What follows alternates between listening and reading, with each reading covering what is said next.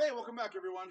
Ryan Comer here, ICTF USA Technical Director, fresh out of Jackson, Wyoming.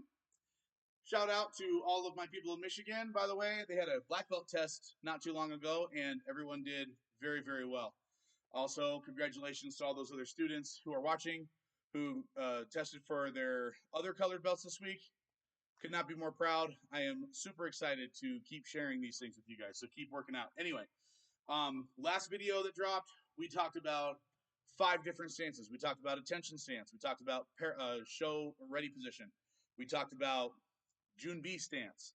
We talked about sitting stance. We talked about L stance. This time, we're going over the last stance that you need to learn from white belt to yellow stripe, or 10th cup to 9th cup, and that is the walking stance. Okay, we're going to talk a lot about the length of the walking stance. But just so you know, the last couple of stances in the previous video were one measurement stances. We have one length, there was no width, or there was no length. This stance is the first stance you learn where there is both a width and a length measurement. Okay, you can see by the noodles on the floor here, I already have my width, of the noodles about a shoulder width and a half. I measured it before I shot the video. So keep in mind, this is going to be measured from the inside of the foot to the inside of the foot. This is, if you remember, that's right, parallel ready stance or June B stance. Okay, this is the width of a walking stance. Okay, so if you watch my walking stance from the front, the width never changes. It's still measured from the outside of the feet to the outside of the shoulders. It's a shoulder width apart, wide. Okay, however, the length of the walking stance, this is where it gets different. So it's a shoulder width and a half in length, measured from the tip of the big toe to the tip of the big toe. So this is a great way to measure it. If you figure out what a shoulder width and a half for your student is, mark that spot, and then have them turn and put their toes on the line. This is a walking stance. This is where it should be. Okay, I'm just adjusting my uniform. Sorry. I don't like when my coat bunches up, so when I have to tug down, I'm actually pulling on the coat, not myself, just so you guys know. So this is the walking stance. The back foot turns as straight as you possibly can. Now, I mean, keep in mind, little kids are more flexible than adults, so they're going to be able to turn that foot all the way. You can have it turned out about 25 degrees at the most. It can't be all the way sideways. It can't be 90 degrees turned. It has to be 25 or 0. So 0 to 25. Either way works. Doesn't matter. Okay. But toe, the front leg is bent. The back leg is locked. Okay. This stance is named after the front leg, different from the L stance that is named after the back leg. L stances are rear leg named. So if your right leg is behind you in an L stance, it's a right L stance. In a walking stance, whatever front leg is out, that is the name of the stance. So I have my left leg out now. This is a left walking stance. If I were to turn, now we're in a right walk. That width is off. Sorry, I got mirrors running. Now I'm in a right walking stance. Boom, boom. Left walking stance. Boom, boom. Right walking stance. Okay. Really good drills, by the way, too. I actually have never done those drills before, but now that I see myself doing them, that's actually really good. That's a really good drill for beginners to learn how to do to try to get consistency in their stances. Anyway, so I'm going to show you from the front here for a second. But we talked about, we got left leg forward, shoulder width apart, back leg straight, front leg bent. 50% of your weight here, 50% of your weight here. Shoulders are full facing. As you remember from the sitting stance here, shoulders are also full facing. From the L stance, we're half facing.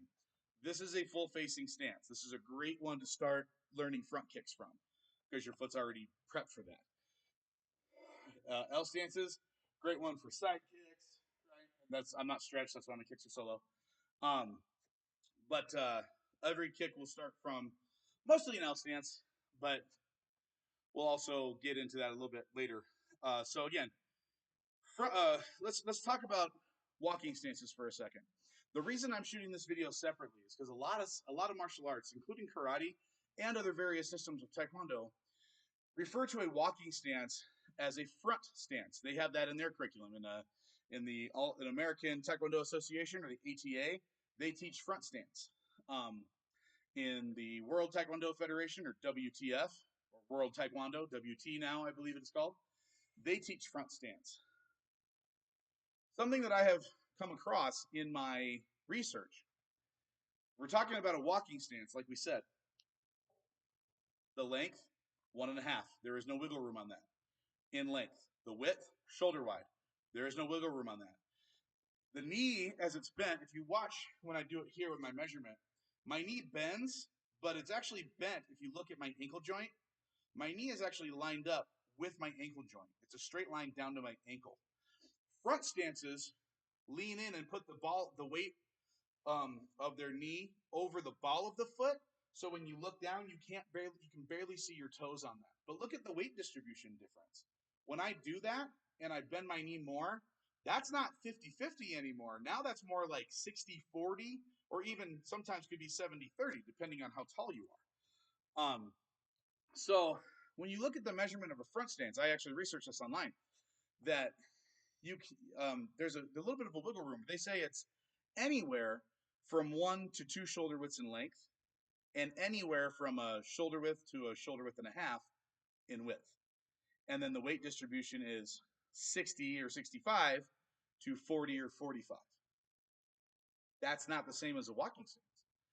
Walking stances, 1.5 length, shoulder width wide, 50-50 weight distribution, full facing on the shoulders. Okay. By those standards, if you look at the measurement of the stance and what other people deem to consider other stances or a front stance, walking stance and front stance are not the same. And I know what you're thinking. Well, we come from this various martial art. I'm used to calling it a front stance, so I'm just going to keep on calling it a front stance because they're the same. Please don't do that for 2 reasons. Number one, they might look the same, but how I just demonstrated, though, with the weight distribution, they are different. They are measured differently. Okay? A walking stance is measured from the tip of the big toe to the tip of the big toe. Front stances are measured from the ball of the foot to the instep. Different. Okay? So by measurement and weight distribution alone, they are different stances. However, they look similar. Okay? On a walking stance, when you have a 50-50 weight distribution, and I apologize because I'm shaking the floor, it's kind of shaking my camera, but if you have a 50-50 weight distribution, it's real easy to push off that foot and retreat and get back on the defensive. Okay? I can come back to a walking stance, or I can come back to an L stance. Okay? 50-50, boom, I can come back. It's real quick, right? If I'm doing 60-40, okay, here, if I'm doing 60-40 here, I have to push real hard to be able to bring my foot back. It's too slow. For a defensive mechanism where you're trying to back up to create room between your assailant and yourself, it's too slow. So again, by that standard again, they are different. So please make sure, from the bottom of my heart as a technical director, utilize the right terminology and teach the right technique. If you're teaching 60% weight distribution and 40% weight distribution, you're not teaching a walking stance. If you're teaching a range like, well, you can go from 1.5 to 2 shoulder widths in length, you're not teaching a walking stance. So please make sure you're understanding each stance perfectly as you teach them. I hope this was helpful. Thank you so much. That wraps up all of the stances from white belt to high white belt, or white belt to yellow stripe, or 10th cup to 9th cup, however you want to say it. I appreciate you guys watching. If this was helpful, hit that like and subscribe button, and I'll see you on the mat.